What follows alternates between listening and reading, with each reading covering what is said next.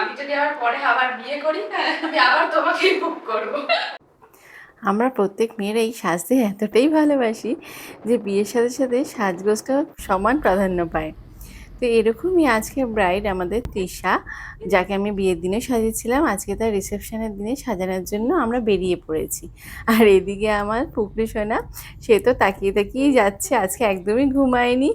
দেখতেই পাচ্ছ কেমন গোল্লা গোল্লা চোখ করে সব গাড়ি দেখছিল এবং চুপচাপ, কোনো কান্নাকাটি কিচ্ছু নেই, খুব মজা করছিল। তো এইভাবে আমরা পৌঁছে যাই আমার ব্রাইডাল লোকেশানে। আজকের লোকেশন ছিল দমদম এয়ারপোর্টের কাছে। তো ও সময় মতনই পৌঁছে যাই এবং হাতে একটু সময় পাই। তো সেই জন্য আমার পুপলু সোনাকে নিয়ে একটু ঘুরছিলাম এদিক ওদিক। আমার ব্রাইড তৃষা তখনও ঘরোয়া যে রিচুয়ালস, যে ভাত কাপড়, সেটা তখনও হয়নি। তো সেটাই ও করছিল এবং আলটিমেটলি ও এসে পৌঁছায়। তো প্রত্যেক মেয়েদেরই সিঁদুর পরার পরে লুকসটাই পুরো চেঞ্জ হয়ে যায়। তো আজকেও তৃষাকে ভীষণ ভালো লাগছিল সেই সিঁদুর পরার লুকসে। এবং ও আমাকে দেখাচ্ছিল আজকে ওর যে শাড়িটা পরবে রিসেপশানে, তো সেই শাড়িটা আমাকে খুলে দেখাচ্ছিল, ভীষণ সুন্দর লাগছিল, আমার তো খুব ভালো লেগেছে এই কালারটা। এবং তার সাথে মিনাকারি কাজও ছিল। তো প্রতিবারের মতনই আমি জেনে নিই যে ও কিরকম কি আজকে লুকস চায়। বলো আজকে তুমি কিরকম কি লুকস চাইছো? আজকে আমি একটা পার্টি লুকস চাইছি, যেখানে কিনা আমার চুলটা পুরো একটা সাইড করে থাকবে, সাইড করে থাকবে বা একটু কার্লি কার্লি থাকবে।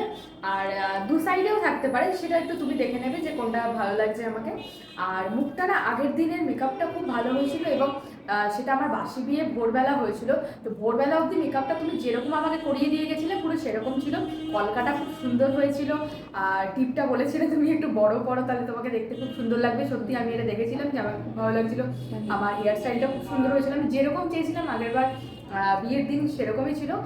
আর আজকেও আমি একটু অন্যরকম, যাতে কিনা ওই সাবেকি লুকসটা ছেড়ে একটু অন্যরকম কিছু লুকস চাইছি। আর মুখটা আরেকটু ব্রাইট হবে, তবে হ্যাঁ মানে খুব বেশি মানে সাদা মানে ফুটে উঠছে, যেটা কিনা লাইটে কন্ট্রাস্ট হবে না, একটু সেরকম গ্লোই হবে, একটু গ্লোই হবে, বাট হ্যাঁ। তোমার স্কিন কালারটা যেটা আছে সেটাই যেটা থাকবে, আছে সেটাই থাকবে, একদম হ্যাঁ, হ্যাঁ। ন্যাচারাল গ্লোই একটা লুকস একদম চাইছো। একদম একদম। ঠিক আর আছে, আজকে দেখো যদি সাইড সিটে করে ভালো লাগে তাহলেই করো, আর নয়তো যদি মাঝখানে সিটে করেও ভালো লাগে তো সেটাও করতে ঠিক আছে, পারো। সেটা তো মানে দেখে একদম আমি করব একদম। যেটা তোমাকে ভালো লাগবে হ্যাঁ, নিশ্চয়ই। হ্যাঁ। আর আগের দিন কি তুমি এই ব্রাইডালের মেকআপটা নিয়ে বেরিয়েছিলে, মানে শ্বশুরবাড়ি যে এসেছিলে ওটা নিয়েই কি এসেছিলে? না, যেহেতু আমি শ্বশুরবাড়িতে এসেছিলাম হচ্ছে তোমার আগের দিনকার সন্ধ্যেবেলা। আচ্ছা তো সে কারণে আমি ওই মেকআপটা তুলি সকালবেলা, ধরো ওই 7টা-8টার দিকে আমি মেকআপটা তুলি। আচ্ছা কিন্তু আমার আচ্ছা। মেকআপটা পুরো যেরকম করিয়ে দিয়ে গেছিলে সেরকমই ছিল। হ্যাঁ, একটু তো মানে যেরকম করিয়ে দিয়েছিলে একটু তো সে তো থাকবে, কিন্তু নিশ্চয়ই। হ্যাঁ সেটা খুব বেশি নয় যে আমাকে দেখতে খুব খারাপ লাগছিল বা কিছু এরকম কিন্তু ছিল না। মেকআপটা কিন্তু স্টে করে মানে করেছিল। আচ্ছা আচ্ছা, যাক ঠিক আছে, চলো আজকে রিসেপশন লুক একদম টোটালি একদম ডিফারেন্স একদম একটা লুকস একদম তোমাকে একদম। দেওয়া আর হবে। তোমার কাজের উপরে ভরসা আছে, তোমার উপরেও ভরসা আছে, আমি জানি যে তুমি আমাকে খুব সুন্দর করে সাজাবে। ঠিক আছে। Thank you. তা আমি তৃষার কথা মতন মেকআপ করা স্টার্ট করি। প্রথমেই আমি বেস মেকআপ করে নিই স্কিন প্রিপারেশন করে।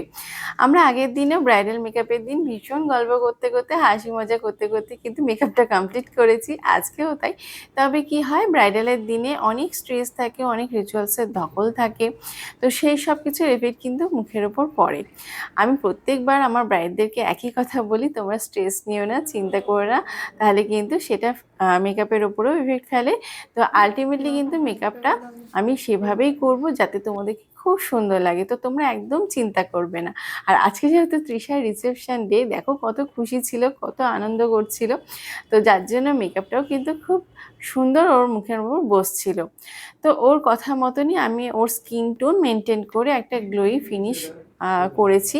এবং তার সাথে আমি ওর আই মেকআপটাও ওর পছন্দ মতন করার চেষ্টা করি, যেটা নাকি আমি ওর শাড়ির সাথে কালার কন্ট্রাস্ট করি, একটা করি সিপারি আই মেকআপ। এবং শিমারটা আমি ইউজ করেছি একটা গোল্ডেন এবং পিচ কালার শেড অ্যাপ্লাই করে। তো ভীষণ ভালো লাগছিলো আজকে ওর এই আই মেকআপটা, ওর সাথে খুব ভালো মানিয়েছে। আর পার্সোনালি আমার তো খুবই ভালো লাগছিল। এবং তার সাথে যেহেতু ও চেয়েছিল একটু টানা টানা করে আই মেকআপ, তো আইলাইনার মাস্কারা সবই কিন্তু আমি সেভাবেই ওর পছন্দ মতন করাই। এবং দেখো আই মেকআপ করতে করতে ওর একটু ঘুমও পেয়ে যায়, স্বাভাবিক, অনেক রিচুয়ালসের ধকল থাকে। তো আইল্যাশটা পরিয়ে নিয়ে আমি ওর আই মেকআপটা কমপ্লিট করি। আমার বাকি ছিল শুধু টিপ পরানো এবং লিপস্টিক পরানো। জুয়েলারি আমি অলরেডি পরিয়ে দিয়েছি। তো দেখো আলটিমেটলি লুকটা কীরকম হয়। তো এরপরে আমি কি করি, চোখের নিচটাও করে দিই। তো আজকে কিন্তু তৃষা আমাকে বলছিল আগের দিন মানে বিয়ের দিন ওকে যে আমি সাজিয়েছিলাম, তো সেটা কতটা কি লং লাস্টিং করেছিল, কীরকম মেকআপটা ছিল, তো সেগুলো আমাকে কিন্তু রিভিউ ও ছোটো ছোটো করে দিচ্ছিল এবং যেগুলো আমি শুনে খুব হ্যাপি হচ্ছিলাম, কারণ ও রিভিউটা সেরকমই দিয়েছে। তো তোমরাও সেটা কিন্তু শুনতে পারবে। তো আলটিমেটলি দেখো আমি টিপ পরিয়ে লুকসটা কমপ্লিট করেছি। কত সুন্দর লাগছে, আজকে কিন্তু আমার ভীষণ ভালো লেগেছে তৃষাকে এই লুকসে।